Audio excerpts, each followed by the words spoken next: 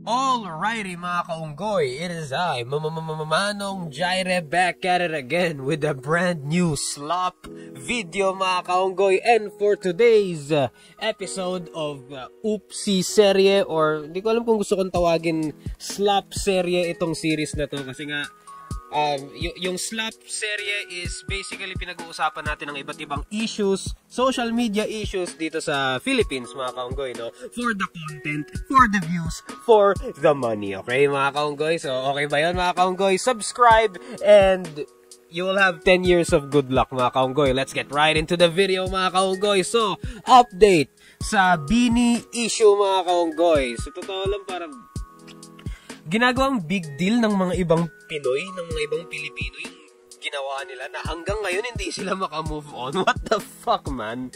Like, may intindihan ko yung mga bashers kung constructive criticism yung mga pinaglalagay nila, yung mga pinagsusulat nila sa comments ng mga members ng Bini, mga kaunggoy, no?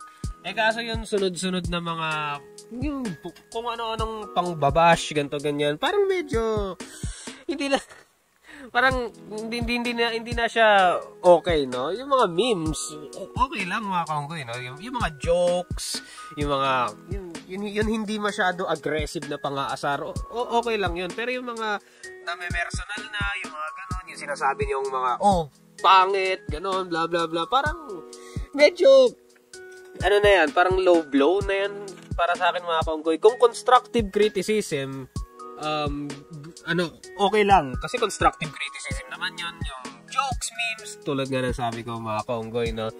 So, hanggang ngayon, ang dami pa rin ng babash, and to the point na itong sino to, like, basta isa sa member ng Bini, mga kaunggoy, nilagay ito sa parang nila, like, may mga nagko-comment pa rin hanggang ngayon. Ito, which is ito yun mga kaunggoy.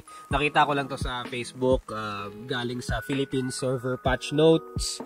And ang sabi dito, next naman po, visit Philippines. Ano muna real account mo?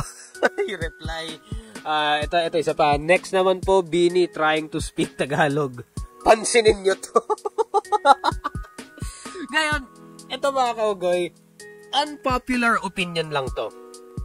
Dito ko pwedeng ipasok itong topic na gusto ko rin pag-usapan ngayon. And that is how to handle hate sa social media mga kaunggoy, no? So, sa social media, sa internet kasi, merong dalawang types of criticism. Meron yung isa, yung agresibo na criticism, yun yung mga nambabash, yung mga tulad ng mga, ang pangit mo, tarantado ka, ganito, ganyan, yung mga ganon. And meron naman yung mga constructive criticism na, constructive naman.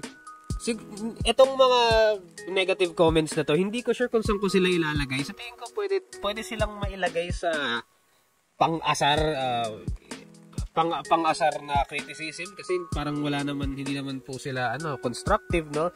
It's a meme, no? Parang meme yung ginagawa nila, pinagtatawanan nila, pinag-joke nila. So ito yung mga kaunggoy. And para sa akin mga kaunggoy, how to handle hate in the social media world, mga kaunggoy. Kasi merong mga alam mo, meron akong mga kakilala na, dumadaan ako sa ang daming nang-hate sa akin, ang daming nang babash sa akin, ang daming nagpaparinig sa akin, ano gagawin ko? And ang lagi kong parang advice sa mga ganon, pagtawanan mo. Gawin mong meme. Use that to your advantage. Use that for clout. Kasi ang daming pumapansin sa'yo, ang daming nagsastock sa'yo, edi gamitin mo yan to further your own goals, no? To further your, halimbawa, kung monetized ka sa social media, gamitin mo yan para pang pera, no? Di ba? View sila ng view sa profile mo, edi post ka ng post, no? Pagtawanan mo sila. Tulad ng ginagawa ng Bini ngayon. Ayan, no? I think, in my opinion, that is the best way to handle hate sa social media, mga kaunggoy, or negativity sa social media. Not sure kung may tatawag ko tong rage bait, pero parang pwede mo nang ipasok to sa rage bait, mga kaunggoy. And alam mo yun, kasi yung mga Pinoy kasi talaga, mahilig sila sa mga issue, mahilig sila sa mga intriga, and karamihan ng mga Pinoy parang ayaw nila i-let go yung mga issue na yun. Parang they will hold that over your head forever, mga kaunggoy.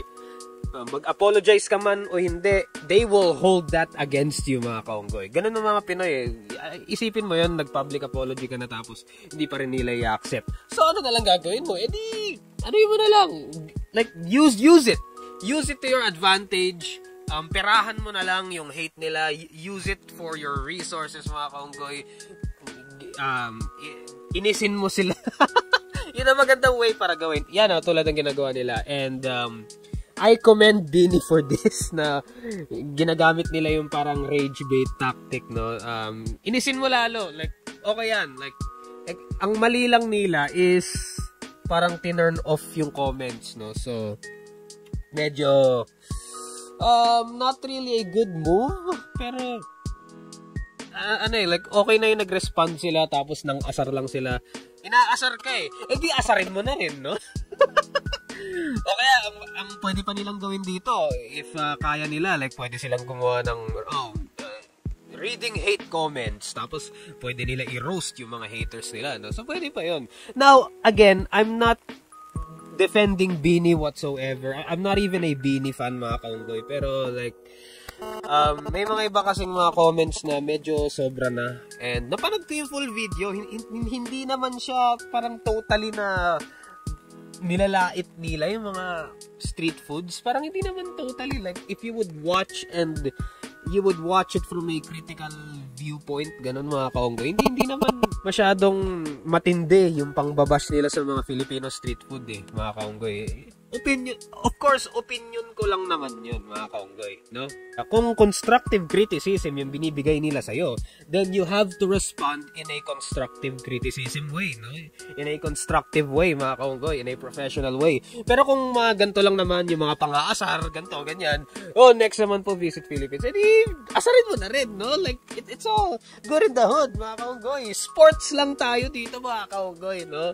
Inaasar ka eh. Pinaparinggan ka eh. Pagtawanan mo na lang, no? Advice ko yan sa mga social media people na nag-uumpisa pa lang sa mga social media career nila, no? Kung maraming nag-hate sa'yo and maraming mga pang-asar comments sa'yo, maraming pang-babash comments sa'yo, asarin mo na rin sila. Inaasar ka eh. Asarin mo rin, no? Mas lalo sila magagalit sa'yo. Mas lalo nilang isustok, no? Mas lalo kanilang isustok. Mas bibigyan kanila ng views, no? Marami kang views, maraming pera, mga kaunggoy. Mindset ba? Mindset. Yun na lang yung mindset natin, mga kaunggoy, no? Pera. Asarin nyo na lang sila. Tapos, use that to your advantage. Basta, wag nyong hayaan na yung mga haters nyo ang may kinabang na natutuwa sila. Hate natin to. Pagtawanan natin to. Tapos good trip sila, parang tawang-tawa sila. Wag yung hayaan na sila lang yung magbe-benefit. Dapat kayo rin yung magbe-benefit, no? So, the more monetized ka the more views, the more pera para sa iyo, mga kaunggoy. Tulad nito, mga kaunggoy. At itong video na to, kaya ko lang naman ginawa tong video na to para sa pera no? Kasi the previous video I made, well, it made some money, mga kaunggoy. Kahit konti yung views, it made some money to the point na kaya kong bumili ng bagong rice cooker, mga kaunggoy, para sa parents ko. Ayun lang, mga kaunggoy. Ano masasabi nyo? Like, ano masasabi nyo sa parang hate sa Bini? Do you think they deserve the amount of hate they are getting? Do you think they deserve the amount of bashing they are getting? Put in the comments below, mga kaunggoy, and let me know. Ayun lang naman, mga kaunggoy. And that's the bottom line because Manong Jaire said so. Alright. Ayun lang naman, mga kaunggoy. Alright. I'ma head out.